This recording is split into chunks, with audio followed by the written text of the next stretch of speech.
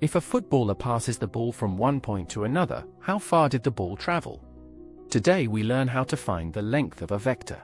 This is called magnitude.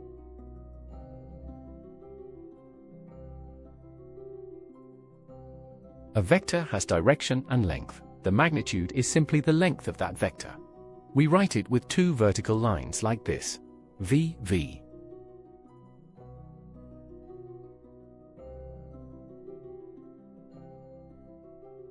Here is the trick.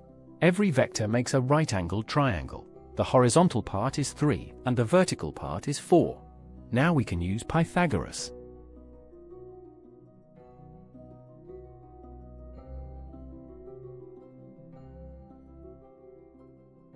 The magnitude formula is V equals the square root of x squared plus y squared. Think of it as Pythagoras. The vector is the hypotenuse.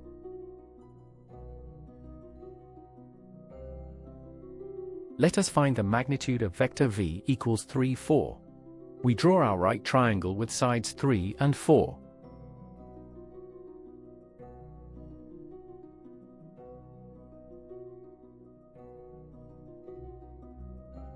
We substitute square root of 3 squared plus 4 squared. That gives square root of 9 plus 16, which is square root of 25, which equals 5.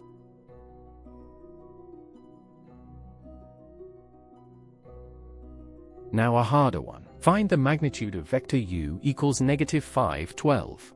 Notice the negative sign. Does it matter? Let us see.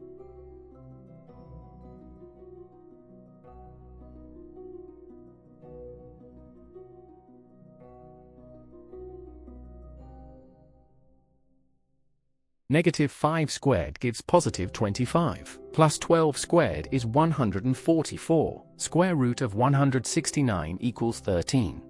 The negative disappears because we square it.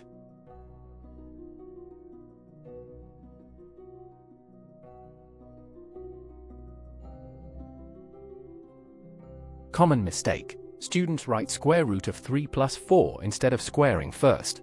Always square each number before you add. Square first, add second, then root.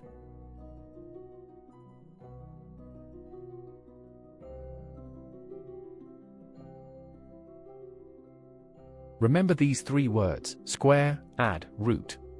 Square each component, add them together, then take the square root. Magnitude is always positive.